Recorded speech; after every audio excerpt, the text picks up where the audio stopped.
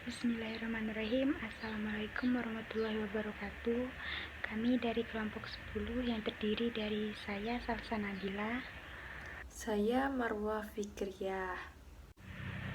Kami akan mempresentasikan materi yang berjudul Akuntansi Pajak Penghasilan PSAK 46. Prinsip dasar akuntansi pajak penghasilan berdasarkan PSAK 46. PSAK 46 menggunakan konsep akrual dalam mengakui beban, aset, dan kewajiban perpajakan. Akrual adalah cara dalam pembukuan yang menganggap biaya dan pendapatan bukan jumlah yang dibayarkan atau diterima saja. Sehingga setiap penghasilan menurut akuntansi harus tetap memperhitungkan dampak pajak yang harus dibayar di masa mendatang maupun yang telah dibayar pada masa sekarang. Karena itu, timbullah istilah aset dan pajak tangguhan. Dengan kata lain, prinsip dasar akuntansi pajak penghasilan yang diatur dalam PSAK 46 mengharuskan entitas mengakui pajak penghasilan yang kurang bayar dan pajak penghasilan yang lebih bayar dalam tahun berjalan. Tujuan PSAK 46. Yang pertama, mengatur perlakuan akuntansi untuk pajak penghasilan. Yang kedua, bagaimana mempertanggungjawabkan konsekuensi pajak. A. Pemulihan penyelesaian jumlah tercatat aset liabilitas di masa depan yang diakui pada laporan posisi keuangan entitas. B. Transaksi-transaksi dan kejadian-kejadian lain pada periode ini yang diakui pada laporan keuangan entitas. Yang ketiga, mengatur pengakuan aktiva pajak tangguhan yang berasal dari sisa rugi yang dapat dikompensasi ke tahun berikutnya. Yang keempat, perbedaan pengaturan dengan IAS 12 dan SKP, penambahan kesesuaian dengan peraturan perpajakan untuk definisi aset pajak tangguhan. Pendekatan balance sheet untuk pajak tangguhan. PSAK nomor 46 mengharuskan perusahaan untuk menghitung dan mengakui pajak tangguhan atas future tax effect dari suatu transaksi. Perusahaan harus mengakui adanya kewajiban atau aktiva pajak tangguhan. Penyebab adanya perbedaan perlakuan antara akuntansi dan pajak. Yang pertama, nilai buku akuntansi, accounting base, nilai tercatat aktiva atau nilai tercatat kewajiban menurut akuntansi. Yang kedua, nilai buku fiskan, tax base, atau dasar pengenaan pajak DPP. Nilai aktiva atau kewajiban yang diakui oleh DJP dalam perhitungan laba fiskal. Perbedaan temporer dan perbedaan permanen. Perbedaan temporer adalah perbedaan antara jumlah tercatat aktiva atau kewajiban dengan dasar pengenaan pajaknya, yang terbagi menjadi dua lagi, yaitu perbedaan temporer kena pajak dan perbedaan temporer yang boleh dikurangkan. Yang kedua, perbedaan permanen, yaitu hanya memengaruhi perhitungan laba kena pajak pada tahun berjalan atau tidak mempunyai dampak terhadap perhitungan pajak di masa mendatang.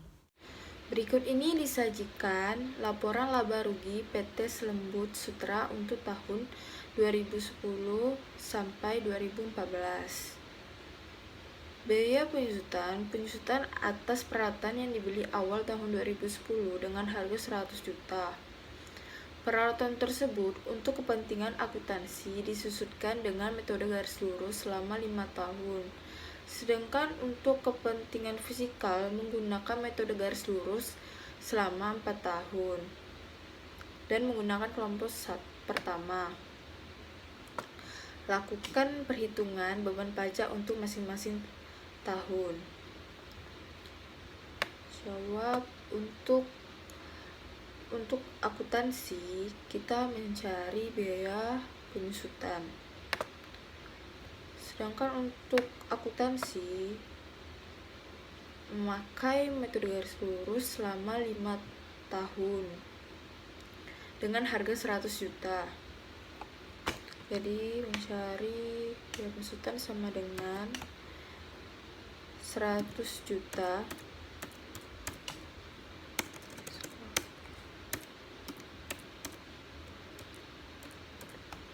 dibagi 5 sama dengan 20 juta. Karena menggunakan metode garis lurus, jadi per tahun sama dengan 20 juta jumlahnya. Sedangkan untuk laba mencari seperti dijumlahkan dari pendapatan biaya usaha, biaya penyusutan, memakai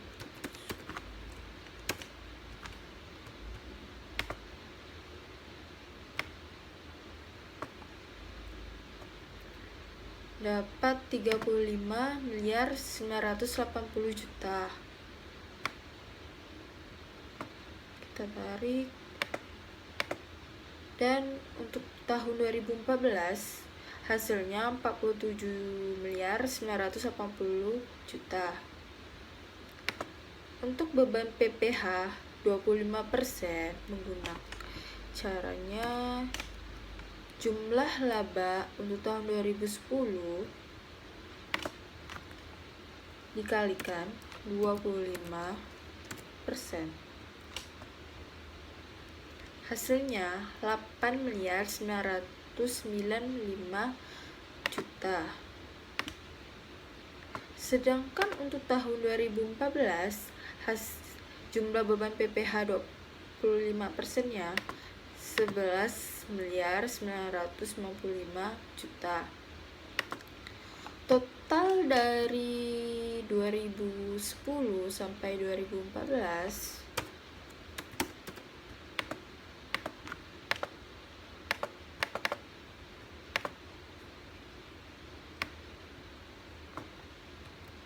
adalah 52.475 juta.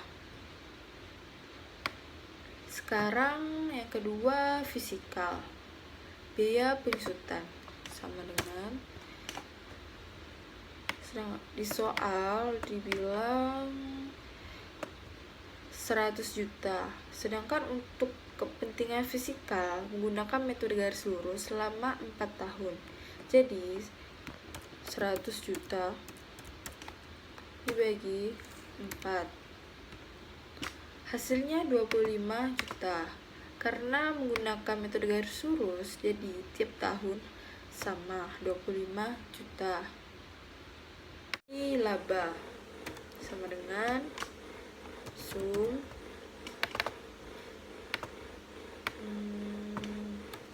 hasilnya 35.975 juta. Sedangkan untuk tahun 2014 sama dengan hasilnya 48 juta. Sekarang mencari PPh terutang sama dengan jumlah dari laba untuk laba tahun 2010 sama dengan dikali 25%, hasilnya 8.993.750.000. Sedangkan untuk tahun 2014 hasilnya 12 miliar. Hasil total dari 2010 sampai 2014 adalah 52.475 juta. Selisihnya sama dengan PPh terutang fisikal dikurangi beban PPh akuntansi sama dengan hasilnya 1.250.000. Sekarang ditarik. Sedangkan untuk tahun 2014 selisihnya 5 juta. Dari tabel perhitungan di atas terlihat bahwa laba fisikal pada tahun 2010 sampai 2014 lebih rendah dibanding laba akuntansinya.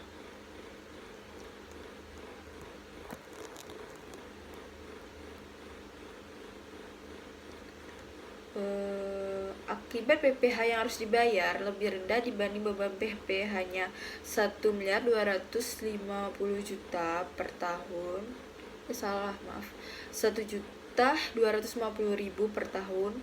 Hal ini berarti dari sudut pandang akuntansi, perusahaan memiliki kewajiban pajak yang tertanggung. Hal ini bisa dibuktikan bahwa pada tahun 2014 PPh terutang lebih besar dibanding PPh 5 juta, yang berarti kewajiban pajak tertangguh sudah dilunasi. Baiklah, mungkin hanya itu yang dapat kami sampaikan. Kurang lebihnya kami mohon maaf. Kami akhiri. Wassalamualaikum warahmatullahi wabarakatuh.